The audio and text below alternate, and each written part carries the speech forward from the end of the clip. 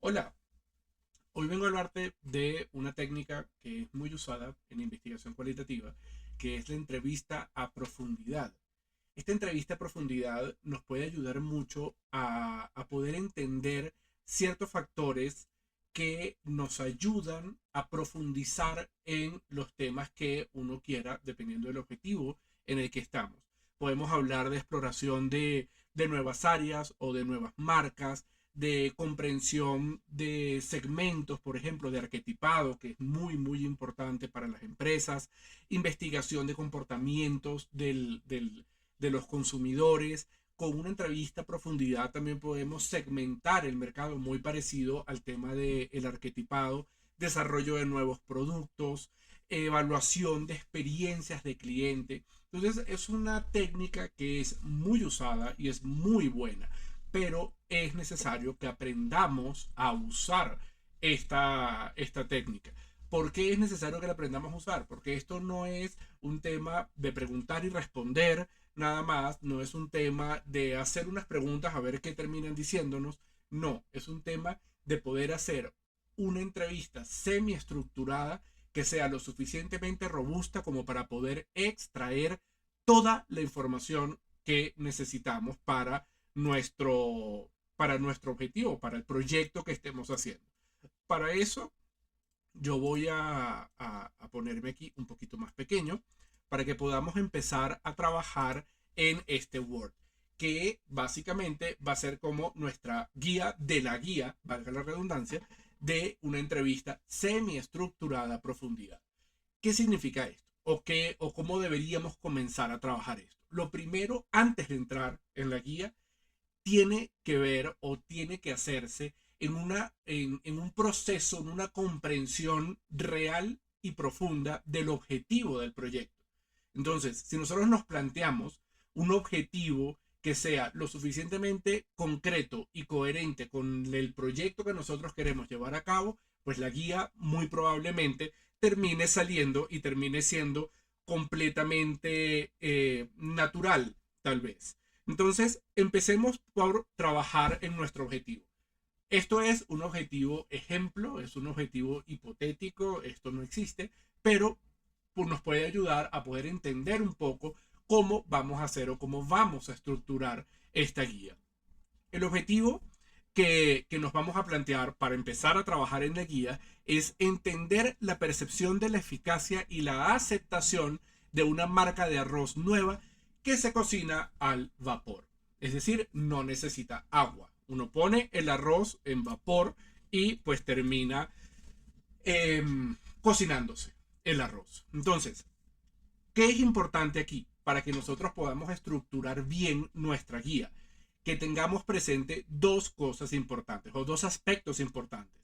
El primero es entender la percepción de la marca de arroz, ¿sí? Es decir, no es cualquier marca la que lo va a sacar, o si en caso de que es una marca nueva, pues poder entender qué se percibe de ella y cómo se puede hacer o cómo puede hacer esta marca para que, pues, las comensales o los clientes terminen comprando este arroz por encima de otros arroces. Y hay otra cosa importante, y también es la eficacia y aceptación. Es decir, el arroz tiene que ser bueno, tiene que quedar como un arroz hecho en agua y eso tiene que ser aceptado por los clientes. Entonces, fíjense que son tres puntos importantes que vamos a desglosar dentro de nuestra guía de investigación semi-estructurada. Entonces, después de que nosotros tenemos clara o claro cuál es nuestro objetivo, necesitamos plantearnos también cuál es la población a la que vamos a llegar. ¿Sí?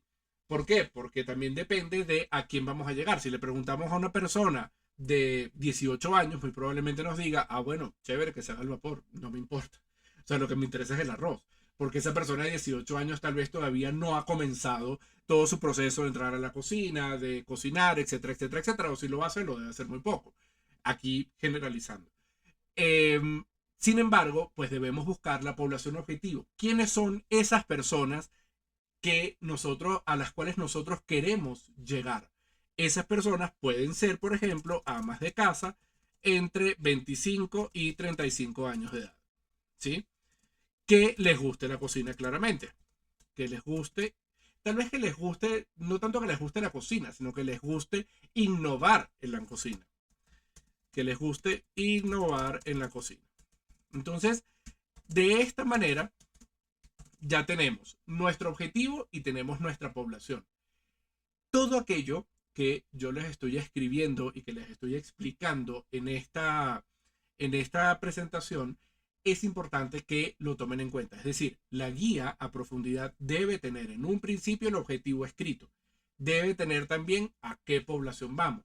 ¿Por qué? Porque cuando escribimos una guía, cuando nosotros redactamos una guía como esta, lo importante es que la guía hable sola, que la guía nos permita hacer entenderse ella sola. ¿Por qué? Porque no eres tú solo el que va a hacer esta investigación. Muy probablemente tengas un grupo de personas contigo, 2, 3 personas más tal vez contigo, que también van a hacer estas entrevistas. Entonces, la guía debe hablar sola para que toda aquella persona que esté escuchando, pero aunque esté leyendo, entienda qué es lo que debe hacer. Entonces, lo primero es que entienda el objetivo. Luego, que sepa a qué población va dirigido este estudio. ¿Por qué? Porque si se sienta con una persona que tenga 20 años y no sabe que la población objetivo son entre 25 y 35 años, es una entrevista perdida. Y cuando se pierde la entrevista, pues ahí ya no hay más nada que hacer. Se perdió tiempo, se perdió dinero. Entonces tenemos que tener siempre muy, muy claro qué es lo que tenemos que hacer. Y eso nos lo debe dar la guía. Luego, si ya nosotros tenemos la población clara y el equipo claramente también, tenemos el objetivo claro, necesitamos también hacerle entender a toda aquella persona que nos vaya a ayudar a hacer esta investigación, también tenemos que hacerle entender cuáles son las instrucciones para llevar a cabo esta investigación. Entonces, escribimos las instrucciones. Esas instrucciones van dirigidas a qué. Por ejemplo, son instrucciones que ayudan al entrevistador a poder hacer mejor su trabajo. Entonces, uno en este punto, pues puede trabajar desde lo más simple hasta lo más complejo, tal vez. ¿Para qué? Porque mientras más información tengamos acá, más posibilidades o menos posibilidades tenemos de cometer errores. Entonces podemos comenzar diciendo, pues, llegar a la entrevista con 10 minutos de antelación, por ejemplo, para ser puntuales. Con 10 minutos de antelación. Es decir, tenemos que ser puntuales. ¿Por qué tenemos que llegar con 10 minutos? Porque mientras saludamos, nos presentamos, sacamos nuestros implementos, hacemos todo esto, nos ubicamos en el lugar, hacemos todo esto, pues el tiempo pasa. Y es tiempo preciado de la persona que tenemos enfrente que vamos a entrevistar. Entonces, si llegamos con 10, 15 minutos, o 10, podemos poner 15 incluso, 15 minutos antes, pues también nos permite poder arreglarlo todo y comenzar en el momento justo que debemos comenzar, que es la hora pautada entre el entrevistador y la persona que está siendo entrevistada. Importante, en esto tengamos en cuenta que las instrucciones van a cambiar un poco si hablamos de entrevistas presenciales o si hablamos de entrevistas que son virtuales. Quedémonos un momento con las entrevistas presenciales. Luego hablamos de las entrevistas virtuales. Entonces, llegar a la entrevista con 15 minutos de antelación. Asegurar que se tiene la guía de entrevista impresa. ¿Por qué impresa? Porque si le llevamos en una tabla y pues lamentablemente la tabla se quedó sin pila, se quedó sin batería, entonces eso empieza a traer problemas porque no vamos a poder correr la guía como es. Entonces, si la llevamos en una tabla, debemos asegurar que también llevamos un cargador, que también lo vamos a escribir acá. Pero solo por tener un back y por estar tranquilos, también tenemos que asegurar que estamos llevando esta guía impresa. Luego, asegurar que se llevan cargadores y baterías extras. ¿Por qué hablo de cargadores y baterías? Porque muchas veces nosotros usamos unas grabadoras, que son las que llaman grabadoras de periodista, que son todavía de baterías de litio. Y esas baterías, pues uno las compra y en la mitad de la entrevista, pues nos quedamos sin batería. Ya eso representa un problema. Entonces, tenemos que asegurar que estamos llevando baterías extras. Y cargadores, por si acaso, tenemos una cámara o tenemos el celular o la tabla, cualquier cosa que necesite cargarse, pues también tenemos el cargador allí por si acaso nos estamos quedando sin pila, poder pedir prestado un tomacorriente y poder continuar con absoluta normalidad. Entonces, asegurarnos que tenemos la guía de entrevistas, asegurarnos que se llevan cargadores y baterías extras y también, aparte de esto, tenemos que asegurar que se llevan al menos 2 formas de grabar. ¿Por qué? Porque cuando estamos grabando, muchas veces, por ejemplo, estamos usando el grabador de nuestro celular. Y es muy bueno porque ya no tenemos que llevar otro, es bastante chévere, pero ¿qué pasa si nos entra una llamada, por ejemplo? La grabación se para. ¿Qué pasa si queremos tomar una foto? No podemos porque estamos grabando desde el celular. Entonces a veces es bueno poder tener 2 dispositivos, o es el grabador de periodista más el celular, o la tabla y el celular, pero siempre debemos tener un dispositivo que quede libre por si acaso tenemos que estar en comunicación con el resto del equipo o queremos tomar una foto. Cualquier cosa de esas, pues es importante que podamos asegurarnos que todo está quedando grabado. ¿Y de qué manera nos aseguramos? Al menos llevando 2 formas de grabar. Tenemos que también llevar impreso, que es importantísimo, llevar impreso el consentimiento informado. El consentimiento informado. ¿Qué es el consentimiento informado? Es el documento que nos permite a nosotros grabar y tomar fotos o tener registro audiovisual de todo lo que estamos haciendo. Es un documento que se redacta, luego veremos cuál es, o al final podemos buscar uno y se los mostramos, pero es importantísimo que antes de comenzar la entrevista, importante, esa persona debe leer el consentimiento informado y firmarlo. Si esa persona no lo firma o no está de acuerdo con el consentimiento informado, nosotros no tenemos permiso ni de grabar, ni de tomar fotos, ni hacer registro audiovisual. No se puede hacer. Entonces, ya, si eso no se puede hacer, ya aquí queda a discreción del cliente o a discreción de quien está haciendo la entrevista, y esto se conversa previo a la salida a campo. Todo eso, todo eso no, perdón. Toda esta conversación se lleva en función de tomar una decisión. Si la persona no acepta el consentimiento informado, nosotros podemos agradecer, terminar y nos vamos porque no podemos quedarnos sin el registro. O en su defecto, si el cliente lo permite, pues uno hace la entrevista con total tranquilidad, pero toma notas en lugar de dejarlo grabado. Importante, si eso llegase a suceder, lo que puedes hacer es, después de hacer la entrevista, una vez que tú salgas del lugar o que termines la entrevista y te despidas de la persona, tú puedes agarrar el grabador y grabas tus ideas para que no se te olviden. Grabas todas tus ideas en función de la conversación que tuviste, para que no se te olvide y para que puedas utilizarla más adelante. Entonces, llevar impreso el consentimiento informado. Digo impreso porque estamos hablando de un tema presencial, pero el consentimiento informado también se puede llevar en un Google Form, por ejemplo, o se puede llevar en una plantilla digital en donde la persona firma y pues ya nos queda el registro de que esa persona aceptó ser grabada y que se le pudieran tomar fotos. Entonces es importante, también tenemos que llevar el consentimiento informado impreso. Y si no es impreso, pues en digital. Pero que nos quede la constancia de que la persona sí aceptó ser grabada. Eso es importantísimo. Luego de que tenemos estas instrucciones, que son instrucciones relativamente generales, aquí podemos poner la instrucción que nosotros queramos o la instrucción que nosotros pensemos. Si nosotros llevamos, por ejemplo, vamos a hacer una prueba de producto, por ejemplo, pues aquí debería estar asegurarse que tenemos la cantidad de productos necesarios para poder realizar el estudio con total tranquilidad. Por ejemplo, entonces tenemos que también llevarnos todo el producto para que se pueda hacer el proceso. Muchas veces en estas entrevistas se le entrega a la persona un incentivo. Ese incentivo puede ser dinero, puede ser bonos, puede ser gift card, puede ser un regalo, puede ser lo que el cliente decida que sea. Entonces, en el instructivo también tenemos que asegurarnos. Hey, ¿qué pasó aquí? Aquí. Tenemos que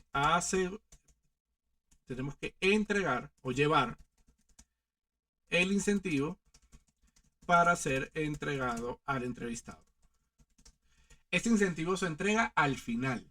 ¿Por qué? Porque si tú de una vez le entregas el incentivo a la persona y la persona te dice, no, yo no puedo, yo no quiero que me grabes, y la instrucción es, si no grabas, no lo hagas, entonces te ves en el penoso deber de decirle, qué pena, entonces regréseme por favor el incentivo, y eso pues termina siendo un momento bastante incómodo. Entonces, por lo general, el incentivo se entrega al final. Después de que hiciste toda tu entrevista, pues en agradecimiento yo le entrego el incentivo, y junto con el incentivo tenemos que también llevar impreso la guía de entrega de incentivos. De entrega de incentivos. Podemos llamar la guía, podemos llamar la lista, pero sí es importante. ¿Por qué? Porque esta lista nos va a permitir más adelante poder decir a todas estas personas se les entregó el incentivo. Esa lista debe tener el nombre, el número de teléfono, el mail y, si la persona accede, la dirección también. ¿Para qué? Para que más adelante, en caso tal de que exista alguna auditoría en el proyecto, se pueda llamar a esa persona y decirle, mira, a ti Pablo te entrevistó tal día en la fecha tal y te entregó un incentivo. Sí, sí lo hizo. Ok, gracias. Entonces, de esta manera, y claramente, nombre, número de teléfono, mail y la firma de la persona. Incluso si la persona puede llenar con su puño y letra la lista, pues muchísimo mejor. Si no, no hay ningún problema que la persona lo firme y que quede constancia de que le entregaste este incentivo a la persona. Entonces, luego de que nosotros hablamos de estas instrucciones, fíjate que son instrucciones para el entrevistador. Nada de lo que está aquí es para la persona que estás entrevistando. Absolutamente nada. Aquí solamente estamos hablando hasta este momento de el entrevistador, de las instrucciones que debe llevar o que debe tener presente el entrevistador. Entonces, una vez que ya nosotros tenemos todas estas instrucciones, que por un tema de visibilidad y hacerlo más bonito, yo suelo ponerlo en azul. Entonces, todo aquello que es azul es relativo a el entrevistador. Si está en negro, pues uno ya son todas aquellas preguntas o es todo aquello que debe hacer el entrevistado. ¿Sí? Entonces, después de que tenemos esto, también es importante que nuestro amigo entrevistador tenga presente cuáles son las herramientas que va a usar. ¿Sí? Cuando me refiero o cuando hablo de herramientas, ¿a qué me refiero? Grabadores, cámaras, productos, micrófonos, lo que sea que se vaya a llevar. Nosotros solemos ponerle en la guía de entrevista a profundidad, solemos ponerle el mínimo requerido. De ahí en adelante, lo que se quiera llevar, ya eso es decisión de él. Pero sí es importante que tenga al menos una grabadora, una cámara, ¿sí? Esto puede estar en el mismo celular, pero como les digo, si estamos grabando no podemos tomar fotos. Entonces eso lo hace un poquito incómodo. Por ende, la grabadora puede ser otro dispositivo mientras usamos el celular para tomar fotos. Entonces puede ser una grabadora, una cámara, la guía, el consentimiento informado, el incentivo y la lista de incentivos. La lista para que la persona firme. Listado de incentivos. Entonces, ya con esto, la persona sabe cuál es el mínimo requerido de herramientas que debe tener para poder realizar esta entrevista. Recuerden, estamos hablando de una entrevista presencial. Más adelante o ya al final podemos hacer un pequeño brief de qué de esto se puede usar en temas de logística virtual. Pero la logística es muy parecida, solo que no lo llevas, sino que lo tienes todo frente al computador. Pero de eso podemos hablar más adelante. Luego de las herramientas hay algo súper importante y es la distribución del tiempo de la entrevista. ¿Sí? Este tiempo de la entrevista se va armando a medida que tú vas haciendo tu guía de entrevistas.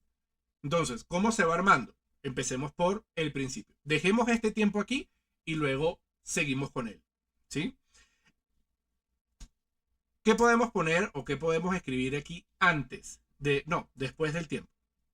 Después del tiempo, nosotros tenemos una opción bastante, una opción no, perdón, tenemos una parte que es muy, muy importante, que es el speech de entrada. El speech de entrada. ¿Qué es ese speech de entrada?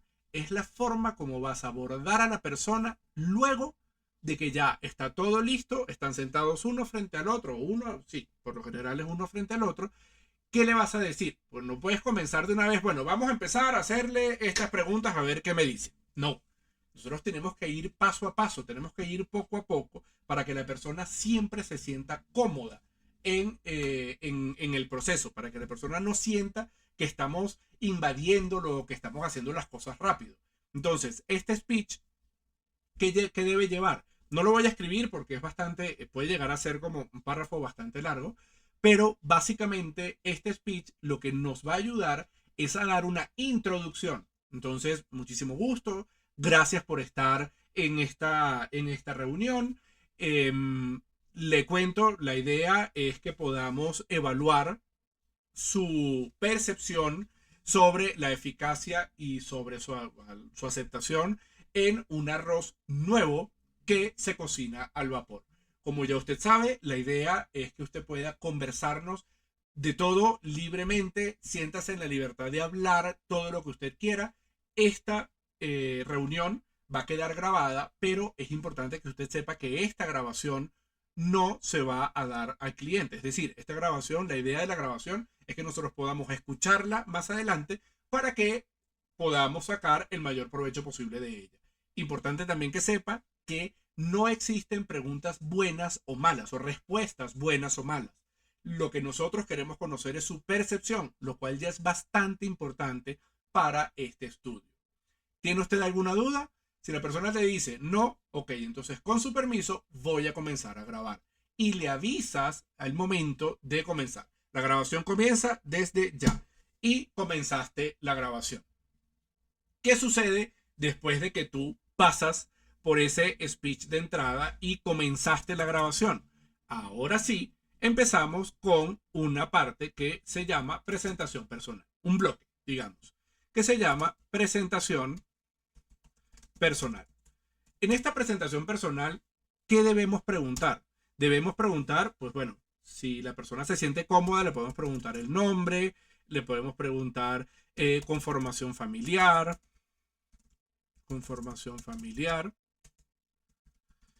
el rol de cada integrante de la familia. Por ejemplo, el esposo trabaja y ella se queda en casa, o ella trabaja como freelance y por eso tiene más tiempo de estar en casa. Los hijos están en edad universitaria, entonces también están trabajando o están en el colegio y a esta ama de casa le toca pues también ocuparse de los hijos mientras el esposo está trabajando. Ese tema del rol de cada integrante de la familia es muy importante para después poder segmentar cuáles son el tipo de perfiles de personas con las que nosotros hablamos, que es algo que al cliente suele gustarle bastante. Entonces, el rol de cada integrante de la familia. Podemos preguntar por la rutina que se hace entre semana y cómo esta cambia los fines de semana. ¿Sí? Fíjense que estas preguntas que yo les estoy comentando, aquí nada más estoy poniendo como algunas palabras, pero es importante cuando hacemos este tipo de preguntas que sean preguntas abiertas. Nosotros no podemos, en una entrevista semi-estructurada, no podemos decirle a la persona, mira, ¿tú eres ama de casa? Pues la respuesta va a ser sí. Y con ese sí no vas a sacar absolutamente nada. Entonces, las preguntas que se hacen son preguntas abiertas. ¿Cuál es tu rutina entre semana? Entonces ella ahí te dirá que ella se encarga de la casa, lleva a los niños al colegio, hace el almuerzo, limpia, a veces ve televisión, etcétera, etcétera, etcétera. Podemos preguntarle, sí, qué hace en su tiempo libre, qué hace en su tiempo libre. Y aparte de qué hace en su tiempo libre, podemos preguntarle eh, cómo comparte la familia, ¿sí? Cuando digo cómo comparte la familia, es, por ejemplo, salimos a un parque o vemos televisión juntos o en la mesa, la regla es que en la cena nadie lleva celular y todos nos contamos el día. Entonces, importante saber cómo comparte la familia, ¿sí? Y muchas veces, aquí estamos hablando de esposo, hijos, pero muchas veces en las casas tenemos una familia extendida, en donde también están los abuelos o hay algún tío. ¿Qué rol cumplen ellos en la casa? ¿Qué sucede con esto? Una vez que nosotros hacemos todas estas preguntas, pasa algo y es la funcionalidad que tiene este bloque de presentación personal. Este bloque nos ayuda, uno, a que la persona empiece a sentirse cómoda con lo que le estás hablando. ¿Por qué? Porque ella empieza a entender cuál es la forma de llevar la entrevista. Entonces, mientras dejemos que ellos hablen y que hablen todo lo que quieran, vamos bien. La persona se va a sentir cada vez más cómoda. Y aparte de eso, también nos ayuda a perfilar el tipo de familia o el tipo de persona con la cual estamos hablando. Entonces, esta presentación personal muchas veces a los clientes dicen, pues, ¿para qué sirve esto? ¿Por qué vamos a preguntar esto? A mí no me importa cómo está conformada la familia. Al final del juego sí le importa. Y la principal función es como romper un poco el hielo o romper el hielo para que la persona se sienta cómoda en este proceso. Mucho más cuando uno pone una grabadora, cuando uno hace que firmen en los documentos, pues todo ese proceso hace a veces que sea un poquito tensionante. Entonces esto ayuda a que la persona se relaje y pueda hablarte con total libertad. Y pues también depende de esa confianza que uno como entrevistador le dé. Entonces siempre con una sonrisa, conversando con la persona, intentando indagar un poco más cuando hablamos de la rutina entre semana. Imagínense que digan, no, bueno, yo me despierto, llevo a los niños al colegio, lavo la casa y pues bueno, después los recibo, porque a veces la gente suele ser un poco parca. Una vez que nos dicen todo eso, uno le pregunta y le dice, bueno, y cuéntame dentro de esa rutina en qué momento cocinas, por ejemplo. Entonces, no, yo me despierto a las 5 de la mañana y les hago el desayuno a todos para que se vayan. Y después por allí, como a las 12, me pongo a cocinar el almuerzo, pero es para mí sola porque nadie viene a almorzar. Y ya como a las 6 de la tarde, entonces ya estamos preparando la cena. Y ya cuando dice estamos, entonces ya a las 6 de la tarde está la familia con usted. Sí, ya están todos. Entonces los niños están haciendo las tareas. Mi esposo se está bañando mientras yo me pongo a hacer la cena y ya uno allí empieza a sacar más información. Entonces, es muy, muy importante que estemos atentos a esos momentos en donde es importante profundizar, preguntar alguna pregunta que no esté en la guía, pero que sea importante conocerla. Eso o esa experiencia, esa forma de preguntar, te la va a dar la experiencia para que no te quedes únicamente con estas preguntas que están en la guía. Porque muchas veces hay preguntas que salen de una manera muy natural dentro de la conversación y que tienen que hacer parte de todo el proceso. Porque si tú consideras que son importantes, lo mejor que puedes hacer es hacerlas. ¿Por qué? Porque tienes una sola oportunidad para hablar con esa persona. Si tienes una sola oportunidad, tienes que aprovecharla. Entonces hazle la mayor cantidad de preguntas posible. Si la pregunta después no se usa, bueno, pues bien, no se usó. Pero ¿qué tal que la necesitaras y no la usaste? O no hiciste la pregunta. Entonces, siempre es bueno preguntar de más y profundizar lo más posible. En el tema de profundización, vamos a hablar más adelante. Ya hicimos entonces nuestra primera parte o nuestro primer bloque de preguntas. Ese primer bloque de preguntas es la presentación personal. Ya la persona se siente cómoda, ya la persona está bien, ya la persona sabe cómo va a ser la dinámica. Entonces, desde este punto en adelante, podemos empezar a decantar todo el proceso para poder llegar a la información que queremos llegar. ¿Cómo lo hacemos? Lo hacemos como una suerte de embudo. Vamos desde lo general hasta lo particular. Entonces, una vez que hayamos hablado de presentación personal, podemos hablar de otro bloque que se llame hábitos de cocina. Entonces, en este hábitos de cocina, nosotros podemos empezar a indagar quién cocina en la casa, qué cocina, qué les gusta cocinar, qué les gusta hacer. Entonces, comencemos viendo qué podemos preguntar aquí, en esta sección. Comencemos con, básicamente, quiénes comen en casa. Quiénes comen en casa, o mejor aún, quiénes comen comida de la casa. De, claramente, la conformación de la familia. Entonces, ¿quiénes comen aquí? Podemos pensar que son personas que van a la universidad, pero se llevan su comida. Que van al trabajo, pero se llevan su comida. A veces la gente pues termina comiendo en la calle, pero si es habitual que la persona coma, almuerce en la casa o en su defecto nada más cocinamos los fines de semana. Entonces, ¿quiénes comen comida de la casa durante la semana? Una vez que nos respondan quiénes comen, podemos preguntar qué es lo que más les gusta comer. Ahora, una vez que hacemos esto, fíjense bien, recuerden que nosotros estamos haciendo entrevistas a profundidad. Cuando hablamos de profundización, si a nosotros nos preguntan, ¿qué es lo que más te gusta comer? Uno dice, arroz y carne. Ya. Con esa información no hacemos absolutamente nada a la hora de analizar. Entonces, ¿qué debemos hacer? ¿Qué les gusta comer? Y aquí viene la siguiente pregunta después de esa, que es muy, muy importante. ¿Por qué les gusta? Cuando preguntamos por qué, ya la persona empieza a pensar en, bueno, lo que pasa es que la sazón es buena, es que la marca les gusta, es que es una comida divertida, es una comida que se hace rápido. Entonces empezamos a conseguir esos porqués del tema de la comida. Imaginemos, por ejemplo, que nos dicen, mira, comemos pasta, nos gusta comer arroz, nos gusta, y allí empiezan a decirnos todos aquellos productos que les gusta comer. Después de aquí, ¿qué deberíamos preguntar para seguir decantando? ¿Cada cuánto comen esas comidas que les gustan? Nuevamente, preguntemos por qué lo hacen cada cuánto. Esos por qué son muy, muy importantes. Recuérdenlo siempre. Entonces, ¿cada cuánto comemos esta comida? La comemos una vez a la semana. ¿Por qué? Bueno, es que no nos gusta repetir, no nos gusta hacer. Cuando cocinan, por ejemplo, cuando cocinan, qué sé yo, podemos poner como se pregunta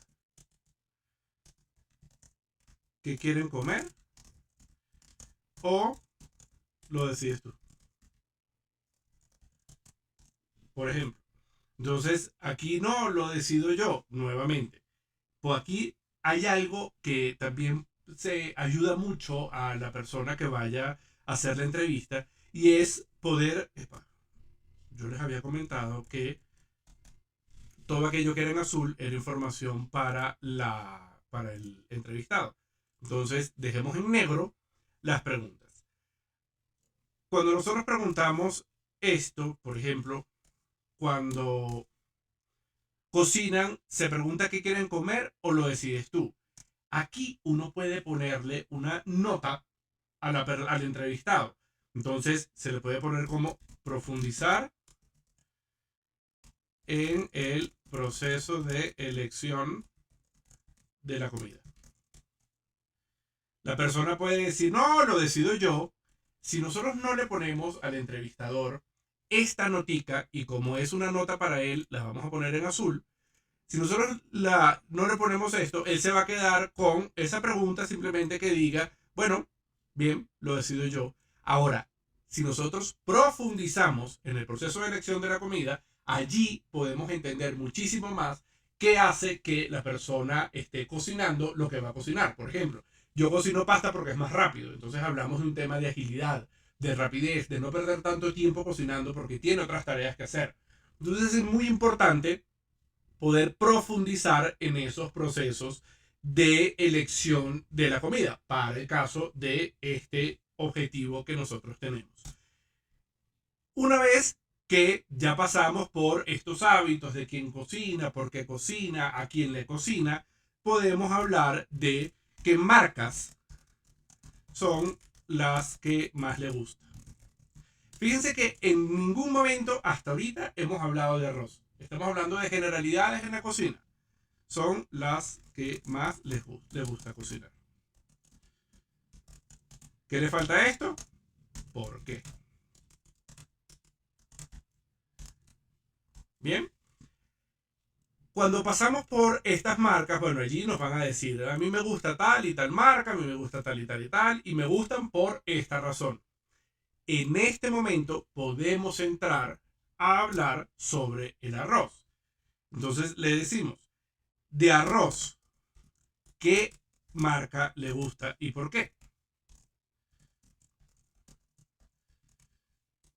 ¿Y por qué? Aquí pasa algo. Bueno, este y por qué se le puede poner así. ¿Por qué? Me perdí, perdón. ¿Por qué? ¿Qué puede suceder aquí? Que digan, a mí me gusta la marca X porque el arroz queda sueltecito. Ajá. Uno de los atributos importantes que debe tener el arroz entonces es que quede sueltecito. Ahora, con respecto a eso, aquí sí podemos hablar de profundizar en los atributos del arroz. En esta profundización, nosotros podemos tranquilamente decir, ok, cuéntame qué es lo que te gusta, por qué te gusta, por qué queda sueltecito y cómo haces para que quede sueltecito. Esas son preguntas que no se escriben, que no se ponen en la guía, porque son preguntas que salen naturales. Dependiendo de esos atributos que nos diga la persona, pues uno ya puede empezar a profundizar. Entonces, queda sueltecito. ¿Y cómo haces para que quede sueltecito? Bueno, le pongo 2 tazas de arroz y una de agua. Ah, ok. Perdón, una de arroz por 2 de agua. Y lo dejo a fuego lento. Y el otro le echa agua fría. Y hay miles de técnicas para poder hacer esto. Tenemos que entender qué es ese atributo, cuál es ese atributo que ayuda a que esto nos pueda quedar bien. O podamos profundizar lo suficiente. De aquí, ¿qué tenemos que hacer? Bueno, ya imaginemos que hicimos todas estas preguntas. Pueden salir muchísimas más preguntas, pero para poder darle agilidad a este video, pues podemos seguir adelante. Después de que hablamos de los hábitos de cocina, vamos a entrar a hablar justamente del arroz al vapor. Arroz al vapor. Entonces, como este arroz al vapor aún no existe, ¿qué debemos hacer? Debemos empezar a hacer preguntas que ayuden a la persona a imaginarse cómo se debe cocinar este arroz. Entonces comenzamos con, si yo les dijera, o si yo le dijera, que existe un arroz que se cocina al vapor. Esto es una premisa, una pequeña premisa, una pequeña introducción a este bloque. Si yo les dijera que existe un arroz que se cocina al vapor, y aquí vienen las preguntas. ¿Cómo se lo imagina? Por ejemplo. Esto, indudablemente, el arroz al vapor ya debe haber existido porque si no, no lo estuviesen testeando. Pero es importante poder entender si eso que está creado compagina con lo que la gente se está imaginando que pueda llegar a ser. ¿Cómo se lo imagina? ¿Cómo lo cocinaría?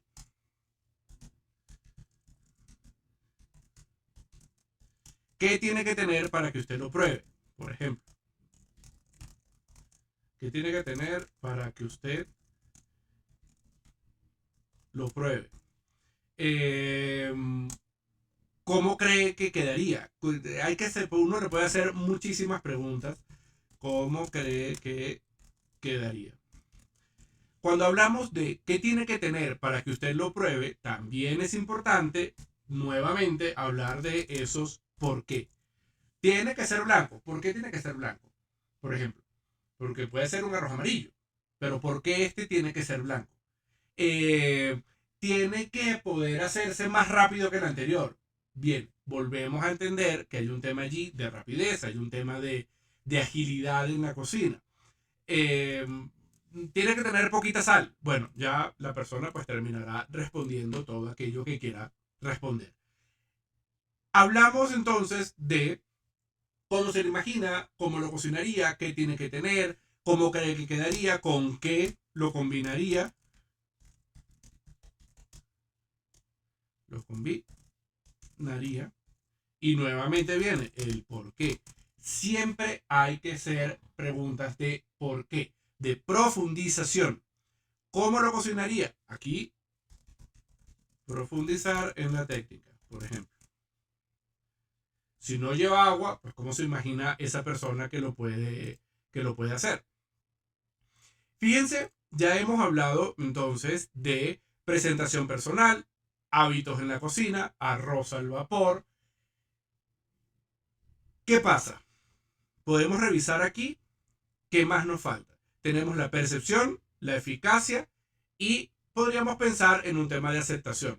Cuando hablamos de aceptación, fíjese cómo, qué tiene que tener para que usted lo pruebe, cómo sería la presentación, por ejemplo, cómo sería la presentación. Incluso podemos hablar de en dónde le gustaría verlo, en dónde le gustaría ver su publicidad. Pensando siempre en que hay personas que ven televisión, otras personas ven cable, otras personas leen el periódico, en donde le gusta, otras ven redes sociales. Entonces, ¿en dónde le gustaría ver su publicidad? ¿Cómo sería la publicidad? Podemos preguntar incluso. ¿Cómo sería una publicidad que le invite a probarla? A comprarlo, perdón. Aquí ya tenemos varias preguntas que nos ayudan a resolver ese objetivo que nosotros tenemos.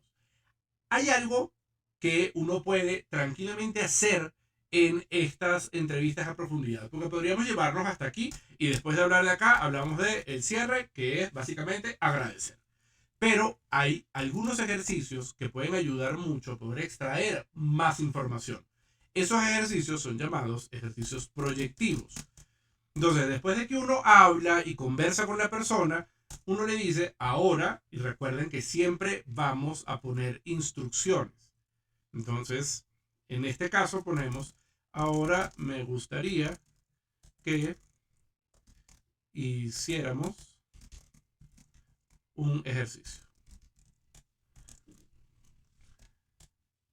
El ejercicio proyectivo, ¿cuál es la función de él? Este ejercicio proyectivo nos va a ayudar a extraer más información de lo que la persona cree que nos pueda dar. Les pongo un ejemplo. Si yo hago aquí, por ejemplo, pensemos en un triángulo. Pensemos en un triángulo. Que el triángulo lo sacamos de diseño, formato, no. Vista, no. Caramba, ¿dónde hay un triángulo acá? Bueno, yo me lo traigo desde otro lado, no hay ningún problema. Hacemos un triángulo y ese triángulo, o no un triángulo, podemos hacer incluso un termómetro, por ejemplo. Ese termómetro nos puede ayudar a entender qué le gusta y qué no le gusta a la persona con la que estamos hablando con respecto claramente al tema de la cocina. Entonces, el verde termina siendo lo que más le gusta, el amarillo fácilmente podemos pasarlo, podemos no usarlo o podemos usarlo, no está determinante, y el rojo es definitivamente esto no lo usaría yo. Entonces, entendiendo el semáforo, nosotros podemos ponerle, por ejemplo, una serie de preguntas, o una serie de preguntas, no, una serie de palabras que nos ayuden a poder saber si esta persona usaría o no algunos productos. Aquí tenemos el semáforo. Este semáforo nos va a ayudar a poder hacer esa tarea. Aquí ponemos una serie de palabras. Entonces, estas palabras se pueden recortar o uno simplemente le va diciendo qué color le das. Entonces ponemos como cubitos. De cubitos también le podemos poner o escribir aquí carne. Sopa. A la gente le gusta sopa con arroz, por ejemplo. Sopa. Sabores artificiales. Etcétera, etcétera, etcétera. Y la persona lo que va haciendo es ubicando estas palabras dentro de este semáforo que está acá. Esto nos puede ayudar a poder entender un poco más cómo la persona utiliza el producto, por qué lo utiliza de esa forma y qué es lo que le gusta de esa forma de utilizarlo. A cada uno de estos, por ejemplo, si hablamos de cubitos, entonces, ¿por qué el cubito lo puso en el amarillo? ¿Qué hace que esté en el amarillo? ¿Qué tiene que hacer el cubito para que pueda pasar al verde y volverse indispensable? Y uno aquí hace una batería de preguntas que ayudan a entender muchísimo más cuál es la forma de cocinar de esta persona. Y más allá de cuál es, por qué utiliza esta forma de cocinar. Luego de hacer todo esto, fíjense muy bien, aquí tenemos toda la guía. Nos falta un solo punto que les dije que íbamos a hacer al final, que es el tiempo de la entrevista. En este tiempo de la entrevista, ya teniendo la entrevista armada, nosotros lo que hacemos es pasar para acá. Presentación personal, por ejemplo. Presentación personal. De la presentación personal, ¿qué más habíamos hablado? Hábitos de consumo. Hábitos de consumo. De hábitos de consumo pasamos a arroz al vapor. Arroz al vapor. Finalmente terminamos con el ejercicio proyectivo, que el ejercicio proyectivo puede estar inmerso dentro de los bloques, pero en este caso lo dejamos solito. Y el cierre. Aquí empezamos a poner cuáles son los tiempos que teóricamente nos puede llevar estas conversaciones o estos bloques. Empezamos con presentación personal, nos puede llevar 10 minutos. De la presentación personal hablamos de hábitos de consumo. En hábitos de consumo nos va a llevar 30 minutos. Ya llevamos 40 minutos allí. No, 20 minutos. Llevamos media hora. Arroz al vapor nos va a llevar 20 minutos más. Ya llevamos 50 minutos. El ejercicio proyectivo nos va a llevar 10 minutos más. Ya tenemos 60 minutos. Y el cierre, que simplemente es un gracias, así que nos puede llevar 5 minutos más. Hay algo que debemos tener siempre presente. Cuando nosotros cerramos una entrevista, nosotros la cerramos no con un, bueno, gracias, chao. No. La pregunta de cierre siempre tiene que terminar con una frase que por lo general a veces no nos dicen nada, pero otras veces sí, y es importante tenerla presente. Cuando nosotros hablamos de una pregunta de cierre o la última pregunta que se hace al terminar es, ¿tiene usted algún otro comentario que nos quiera decir antes de terminar? ¿Algún otro comentario que nos quiera decir antes de terminar?